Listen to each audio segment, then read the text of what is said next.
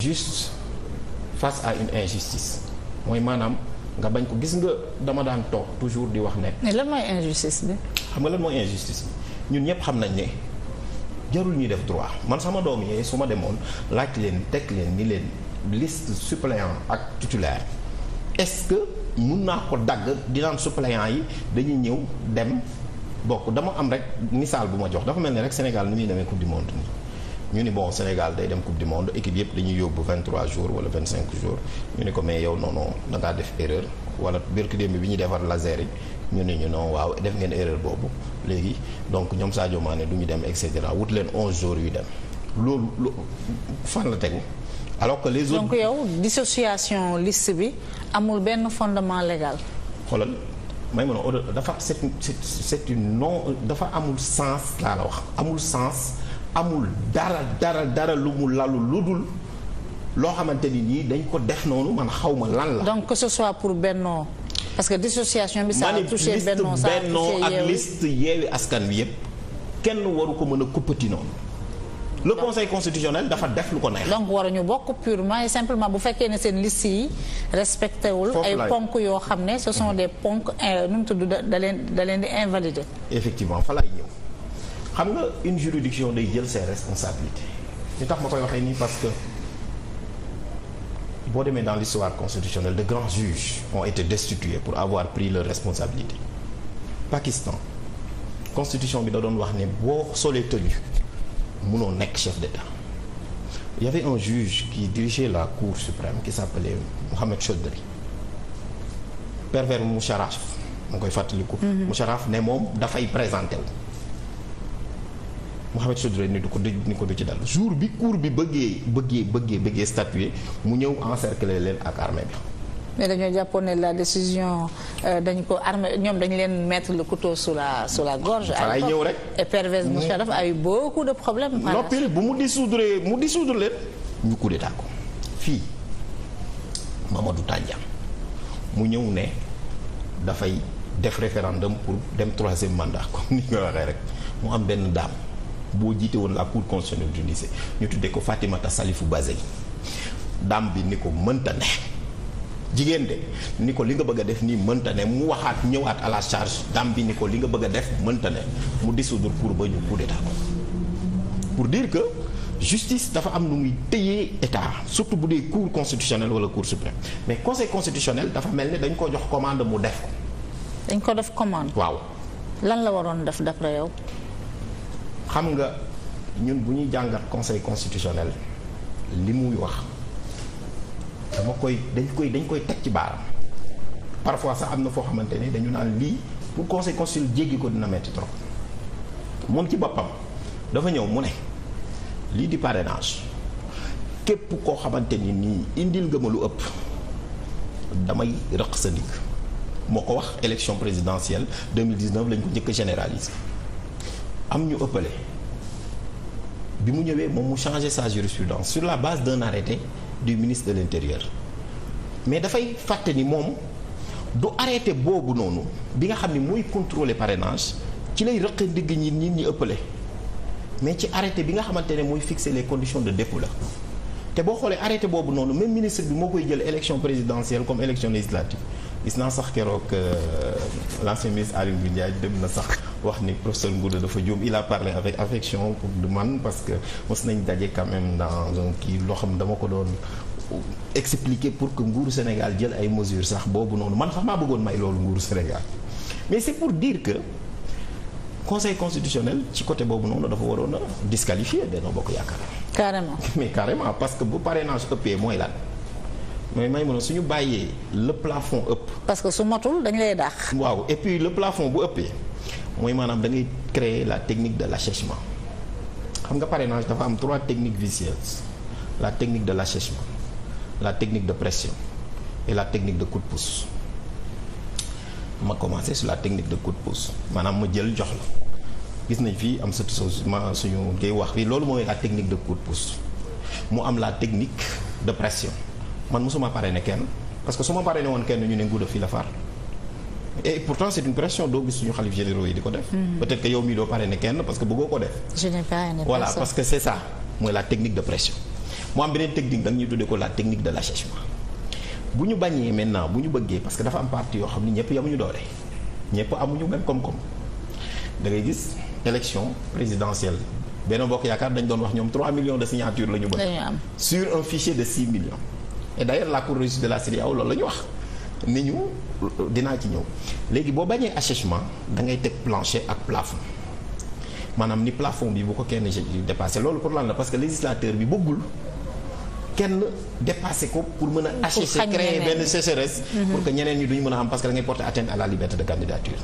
donc boo demee article 28 constitution bi dafa fixé plafond ak plancher maanaam 0,8% à 1% du fichier boo demee élection législative dafa fixé 0,5 à 0,8.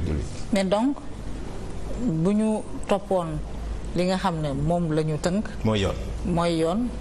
mooy Benno Bokk Yaakaar même bu dee benn parrainage la. dañu ko waroon éliminer. dañ lay disqualifier parce que bu la manqué benn pour le plancher doo bokk. dañ ko waroon éliminer. boo amul 34 500 et quelque lañ la laaj. mais boo matalul su manqué benn. doo bokk boo ëppalee benn aussi doo bokk. parce que mën nga créer assèchement. loolu tax législateur bi fixé loolu noonu dans le cadre de l'article L 149. mais su ma toppee sa argumenté dafa mel ni. muy Benno muy Yewwi def nañu ay fautes yoo xam ne foofu laay ñëw ci liste yi ñoom ñaar ñëpp waruñu woon bokk. ci liste yi laay ñëw après xam nga dama mës njëkk a wax cas parce que il faut objectivement parce que cas boobu dañ koy fàtte beneen bi muy ci liste yi boo xoolee Yewwi Askan Wi sa liste de Dakar n'était pas paritaire dañ ko waroon rejeter. purement et simplement. waaw mais lan moo tax rejeter wuñ ko boo xoolee. dafa mel ni parce que dafa am rek man ma génn ne en matière électorale toute restriction doit être prévue par un texte il n'existe pas de restriction sans texte ni de restriction au-delà des textes lan moo tax ma waxoon ko parce que ñun dañuy topp mbir mi aussi c'est notre tasse de thé aussi parce que man boobu période boobu xamoon naa ni contrôle juridique bi commencé wul donc ñoom mënoon nañoo régulariser parce que daf fi amoon benn article boo xam ni article 173 la woon moom moo doon bañ période boobu ñu régulariser article boobu dañ ko abrogé article 177 xam nga ñun lu ñu wax rek dafa am fu ñu ko teg après ci la Yewwi Askan Wi profité dem moom di bëgg régulariser ñu bañal ko mu dem conseil constitutionnel ni ko am nga ci droit d'ailleurs bu ngeen xoolee décision boobu conseil constitutionnel li muy njëkk a rappelé mooy liste bu respecté wul parité dañ lay rejeté et pourtant c'est le ministre boobu bi muy rejeté liste bi titulaire yi rek moo amoon problème parité suppléants yi amuñu woon parité mu rejeté lépp ñu dem ba ci biir le mandataire de la coalition Yewwi Askan Wi dem xooli liste yi am na ci droit suñu code électoral moom may loolu mandataire moo tax tey le mandataire Déthié Fall ñu téye ko tey doon na jafe trop tey jii nii Yewwi Askan Wi bu amoon lu muy récupérer et cetera à la DG kan moo koy jël dinañ ci ñëw après dinañ ci ñëw boo jëlee liste Yewwi Askan Wi ñëw avant ma ciy ñëw donc bu Dakar bi après ñu ñëw liste Benno Bokk Yaakaar am problème au niveau des suppléants mais foofu le ministre de l'intérieur n'a pas joué le jeu de la démocratie et du respect de la loi parce que moom dafa waroon a rejeter liste bi parce que 2 semaines ci ginnaaw dafa rejeter liste Dakar. dafa waroon rejeter liste Benno bi. mais da ko waroon defu ko mu bàyyi liste bi dem mais loolu bu amee maintenant nit mën ko clamer waaye Yewwi Askan Wi dem clamer ko.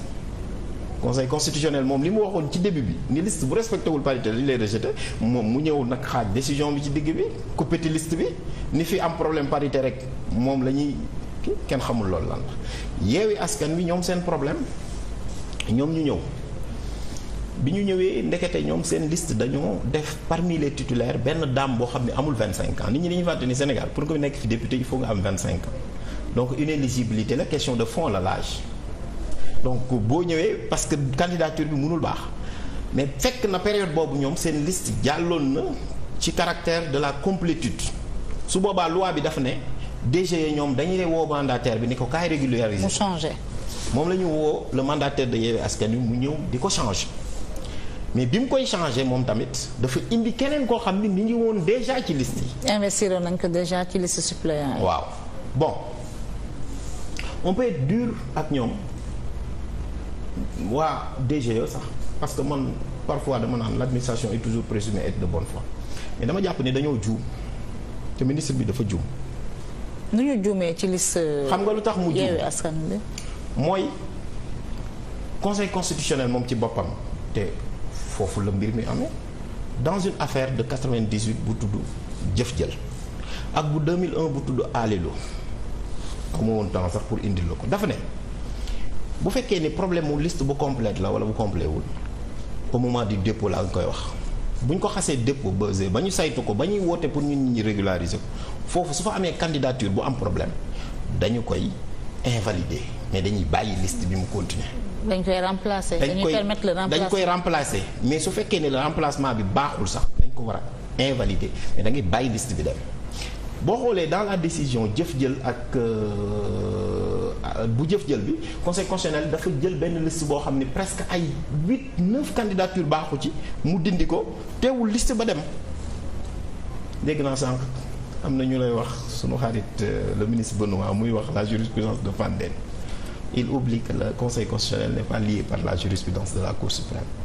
Et je lui rappelle que la jurisprudence de la Cour suprême est un arrêt d'espèce qui est condamné à disparaître. Et d'ailleurs, la Cour suprême s'est rectifiée par la suite.